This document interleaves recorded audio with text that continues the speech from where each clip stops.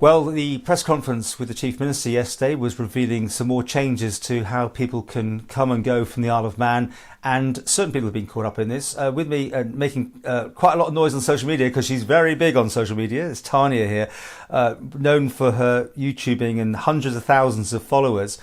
Tanya, you kind of got into this because you were just ahead of the curve. You went away, you've come back, you've got to do the full 2 weeks, spend £150 on the test. And of course, that all changes. You're aggrieved at that. But I mean, obviously, to start with, I mean, why? Because you knew what we were going in for, surely, at that time. I was completely aware. The thing is that it was an unexpected trip. I've got this little cat on my lap right now, and I had to go across because it was a rescue. And this guy's mum and his sister was put into hospice, so she has terminal cancer. And we thought we had a bit more time, but we didn't. I got a call saying basically I need to come fetch them. And so I went across on Tuesday, literally over there for a few hours, came right back on the next ferry.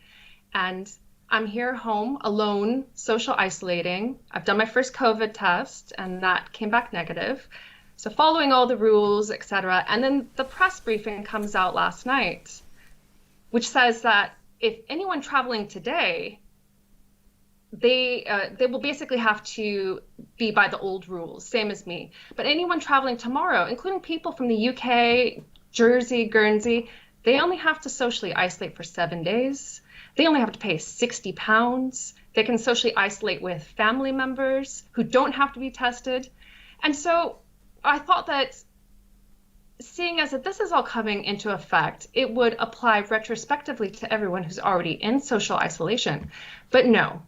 And the funny thing about it all is that my partner, Josh, emailed David Ashford last night.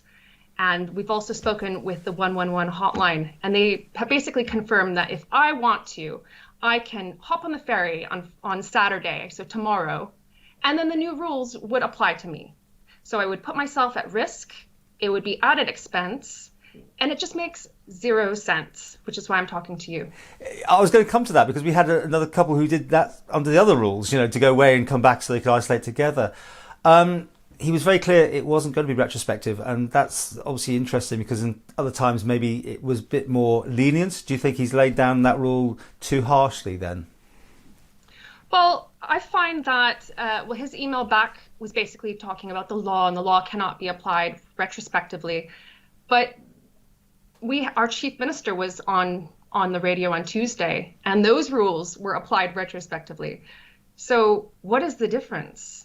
And what is the logic in all of this? It is just absurd. It's sad the reason you had to go across, but again, back to the first question. I mean, at the end of the day, that's what you set up yourself up for. So that's what you got to do. You've done it. You've got to do what the law says. Nothing more can be said, right? It also means it just doesn't make any sense. People traveling tomorrow are going to be out of self-isolation before I am, and it makes 0 sense. It makes 0 sense. What are you going to do? You're not going to get on a ferry, are you then? Well, 111, we're very happy to say, yes, you can go ahead and do that. It's completely legal for you to travel while you're in self-isolation. So it actually is a consideration. And the other thing was that I feel a little miffed about is that the COVID tests that I still have to do, the one next Tuesday and the one the following week, they are still £50. So even though after the new rules came into effect and that these COVID tests in the future are supposed to be only £30, they're not going to give me a refund. I've asked for one and they've said no. Yeah, I think you may have a point on that one. Technically, you think, well, if it's coming down in price, can't that and it's not retrospective, is in that sense. They could change the rules just for the future ones to come down in price. No joy in that one either. It's all rather annoying. I'm trying to abide by the rules and all of this, but it just feels like bureaucratic nonsense.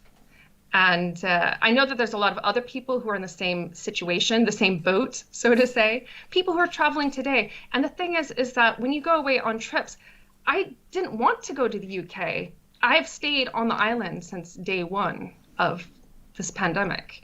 I went over there to rescue 2 cats, and other people have other reasons for having to travel off islands. And the thing is that we're all aware of the self-isolation when you come back to keep people safe. But this has now changed. So 7 days from Saturday, it just makes zero sense. You say you wrote to Mr. Ashford. I think the Chief Minister got copied in as well, didn't he? No joy there then, presumably. It was my partner, Josh. He emailed last night. No, it was basically a canned response about you can't apply the law retrospectively. But I mean, it can be applied retrospectively in some cases. Planning permission, for example, is often applied for in retrospect. And I feel incredibly frustrated right now because also my partner, who had to work this week, couldn't come with me on the boat, and so he couldn't self-isolate with me. And he's at his parents' house right now, and even after Saturday, he cannot voluntarily self-isolate with me.